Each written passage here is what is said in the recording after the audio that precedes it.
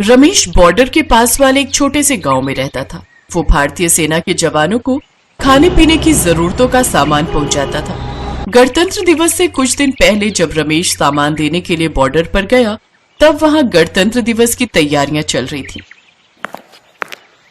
कोई समारोह होने वाला है साहब? हाँ रमेश, गणतंत्र दिवस की तैयारी चल रही है। कल गणतंत्र दिवस है ना, इसीलिए। अच्छा साहब, ये तो बहुत अच्छी बात है। देश का त्योहार आ रहा है, फिर तो धूमधाम से ही मनाना चाहिए। अब आप लोग घर से इतनी दूर यहाँ सब एक साथ मिलजुल कर त्योहार को मनाते हो, ये देखकर बहुत अच्छा लगता है साहब। किसी भी चीज की जरूरत हो तो मुझे कह दीजिएगा, मैं सारे इंतजाम कर दूंगा साहब। हाँ हाँ बिल्कुल। तुम एक काम क्यों नहीं करते, तुम भी अपने परिवार के साथ इस समारोह में शामिल हो जाओ। तुम इतने सालों से सेना के लिए काम कर रहे हो, तो तुम भी मौके का फायदा उठाओ भाई। देश के त्योहार का जश्न देखो, किस तरह से हमारे फौजी इस त्योहार को मनाते हैं। ठीक है साहब, मैं अपने परिवार के साथ जरूर आऊंगा। रमेश खुश हो जाता है कि उसे भी सेना के साथ गणतंत्र दिवस मनाने का अवसर मिला था। रमेश के परिवार में उसकी पत्नी शोभा और 5 बेटियां मुन्नी, रिद्धि, कोमल, बरखा और पूजा थे। उन सब ने भी जब ये सुना तो वो भी बहुत खुश हुई। बापू, गणतंत्र दिवस, फिर तो खूब मजा आएगा। हम सब तिरंगा झंडा लेकर जाएंगे। बापू चलो ना, हम बाजार से तिरंगा खरीद कर लाते हैं। अगले दिन रमेश अपने परिवार के साथ तैयार होकर बॉर्डर पर पहुंचता है। बापू, मैं भी देशभक्ति की कविता सुनाऊं? हाँ हाँ बेटा, आओ। तुम सब यहाँ उत्सव में अपनी प्रतिभा दिखा सकते हो। देशभक्ति से जुड़ी कविता, कहानी, गीत कुछ भी यहाँ प्रस्तुत कर सकते हो। रमेश की बेटियां एक एक करके देशभक्ति के गीत और कविताएं स्टेज पर प्रस्तुत करती हैं।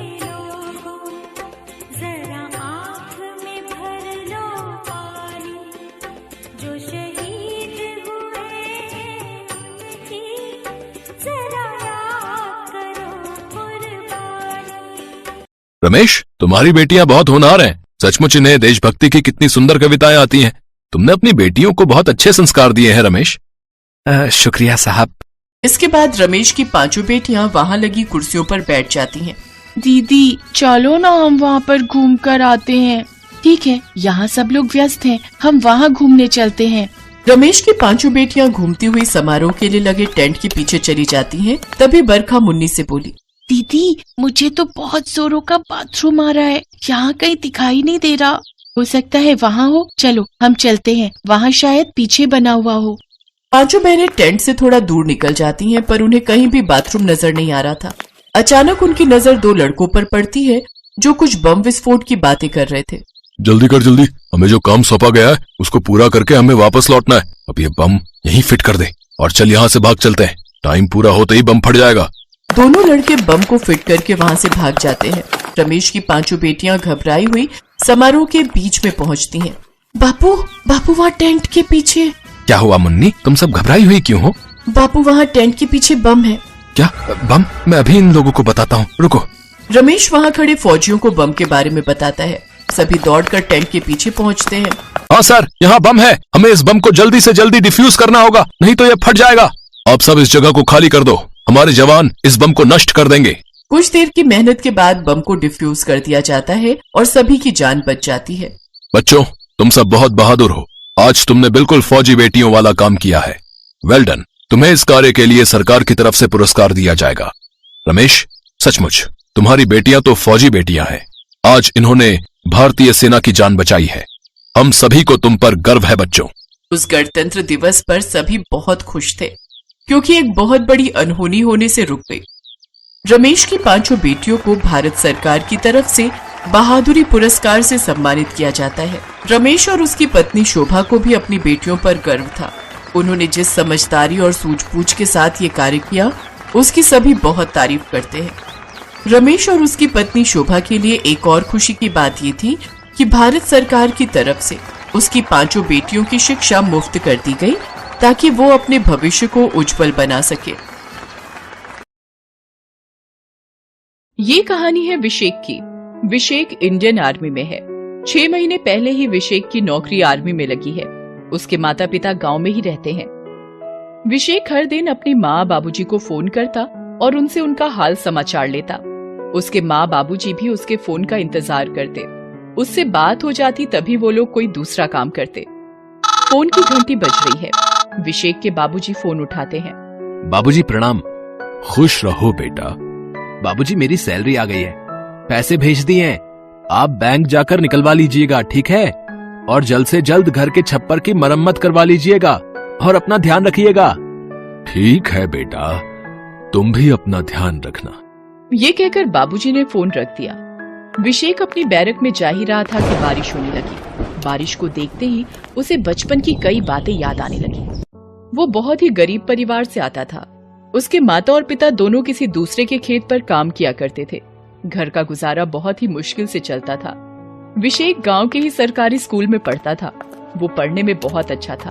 उसकी एक आदत थी कि वो हर रात सोने के पहले अपनी माँ से कोई न कोई कहानी जरूर सुनता था। एक रात उसकी माँ उसे महाभारत के अर्जुन की कहानी सुना रही थी।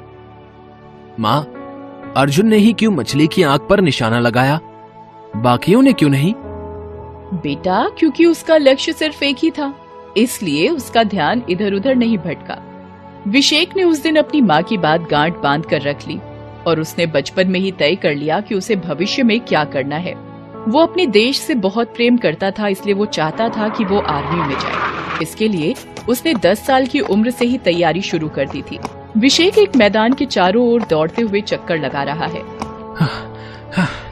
4 चक्कर हो गए, 1 चक्कर और पूरा कर लूं, तब घर जाऊंगा। अभिषेक हर दिन शाम और सवेरे मैदान के 5 चक्कर लगाया करता था।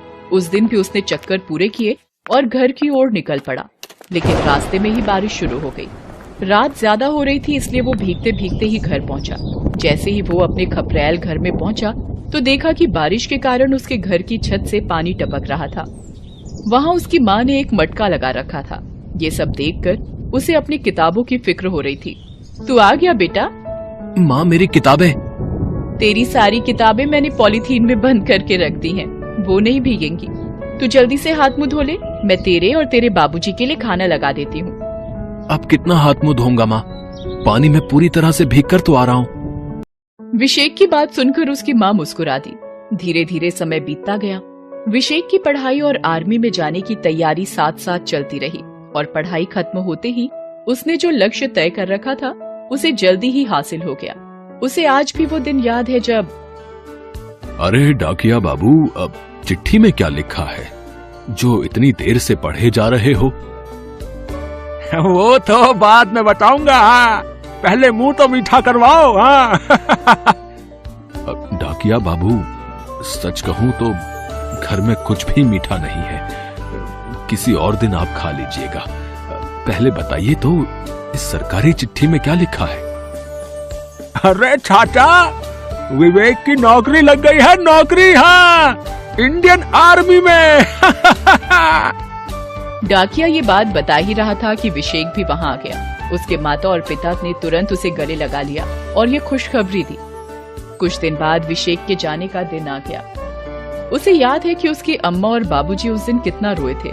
बचपन से जो बच्चा हर पल सामने रहता था, वो अचानक से बहुत दूर जाने वाला था। खैर, कुछ दिनों बाद ही अभिषेक ने एक अच्छा सा फोन बाबूजी को लाकर दे दिया और उन्हें वीडियो कॉलिंग भी सिखा दी।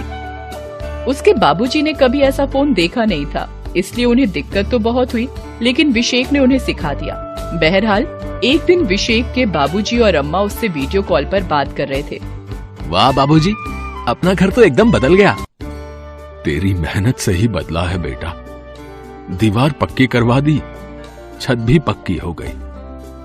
बस इस बार अपनी अम्मा के आंखों का ऑपरेशन करवा दे, वो अब ठीक से देख नहीं पाती।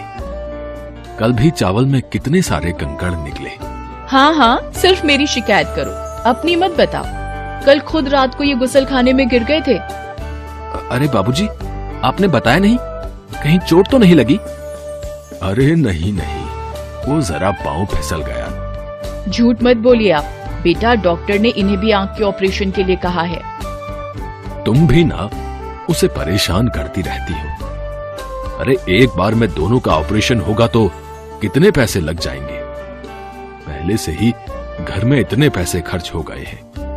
बाबूजी, इसकी फिक्र आप मत कीजिए। इस बार की छुट्टियों में मैं दोनों का ऑपरेशन करवा दूंगा। अभिषेक की नौकरी लग जाने से उसके घर की आर्थिक स्थिति सुधर रही थी। अभिषेक इस बात से बहुत खुश था। एक रात आर्मी के सभी जवान अपनी बैरक में थे, तभी उन्हें पता लगा कि आतंकवादियों ने दुश्मन देश की मदद से उनके एक कैंप पर हमला कर दिया। उसमें कई सैनिक शहीद हो गए। ये खबर सुनकर आर्मी के सारे जवान गुस्से से भर गए। जवानों, हमें अपने सैनिकों की शहादत का बदला उन आतंकवादियों से जरूर लेना होगा। हमें अपने सूत्रों से पता लगा है कि आतंकवादियों का एक कैंप बॉर्डर के बिल्कुल पास से ऑपरेट हो रहा है। हम आज ही उस कैंप को उड़ाकर उन्हें करारा जवाब देंगे। आर्मी की बटालियन ने आतंकवादियों के कैंप को चारों ओर से घेर लिया। दोनों ओर से लगातार फायरिंग होती रही। सुबह से शाम हो गई लेकिन फायरिंग बंद नहीं हुई। इस बीच विशेक आतंकवादियों की नजर बचाकर उनके कैंप में ही मशीन गन लेकर घुस गया। आतंकवादियों की नजर जैसे ही उस पर पड़ी, वो उस पर अंधाधुंध फायरिंग करने लगे। लेकिन भारत माता का दुलारा विशेक फायरिंग की परवाह किए बिना उनकी फायरिंग का जवाब गोलियों से देने लगा। उसने सारे आतंकवादियों को मार गिराया, लेकिन उन आतंकवादियों की एक गोली इस जांबाज के सीने को भी छलनी कर गई। विशेक शहीद हो गया। हम बूढ़ों को किसके भरोसे छोड़ गए बेटा? हमेशा कहता था, अम्मा एक ही लक्ष्य है जीवन का, आर्मी में जाना, देश सेवा करना। तुमने देश के लिए अपना फर्ज तो निभा दिया बेटा, लेकिन हम तो अकेले हो गए। अब हम किसके सहारे जिएंगे? विशेक के शहीद हो जाने से उसके माँ बाप पूरी तरह टूट गए थे। वो हमेशा रोते रहते। लेकिन जीवन का ये भी सत्य है कि दुख चाहे पहाड़ के बराबर ही क्यों ना हो, जीना तो पड़ेगा ही। दूसरी ओर अब घर में कोई कमाने वाला नहीं बचा था, इसलिए उन बूढ़े माँ बाप को फिर से खेतों में काम शुरू करना पड़ा। पता है भाग्यवान, अब सच में जीने का मन नहीं करता। हमें मौत क्यों नहीं आ जाती? आप ऐसी बातें नहीं करिए। विशेक जीवित नहीं है तो क्या हुआ, वो हमारे पास ही है हमेशा। आप जांबाज सिपाही के बेटे हैं। आप इस तरह कमजोर की तरह बातें करेंगे तो उसकी आत्मा को दुख पहुंचेगा। बाबूजी ने जी तो कड़ा कर लिया, लेकिन बेटे की याद तो उन्हें हर पल आती। एक शाम जब दोनों खेतों से लौट रहे थे तो उनके गांव के सरपंच जी ने उन्हें देखा। एक शहीद के माँ बाप की ऐसी स्थिति देखकर उनका मन रो गया। उन्होंने पंचायत बुलाई। गांव वालों, हमारे गांव का बेटा देश के लिए शहीद हो गया। उसके बूढ़े माँ बाप को इस उम्र में भी खेत में काम करना पड़ रहा है। ये हमारे लिए शर्म की बात है। लेकिन हम क्या कर सकते हैं सरपंच जी? मैं चाहता हूं कि गांव के सारे लोग अपना हस्ताक्षर इस सफेद कागज में भरें। सफेद कागज में हस्ताक्षर? लेकिन क्यों? हम सरकार के पास ये कागज भेजेंगे और शहीद के माँ बाप की रोजी रोटी ठीक से चले, उसकी व्यवस्था की बात कहेंगे। सरपंच जी ने वो कागज सरकार को भेजा। सरकार ने जल्दी ही एक पेट्रोल पंप का आवंटन विशेक के परिवार वालों के लिए कर दिया। उस पेट्रोल पंप का नाम शहीद विशेक के नाम पर रखा गया। आज गांव में वो पेट्रोल पंप विशेक के माता पिता चला रहे हैं। उनकी पेट्रोल पंप पर किसी भी शहीद सैनिक के परिवार से कोई भी पैसा नहीं लिया जाता है।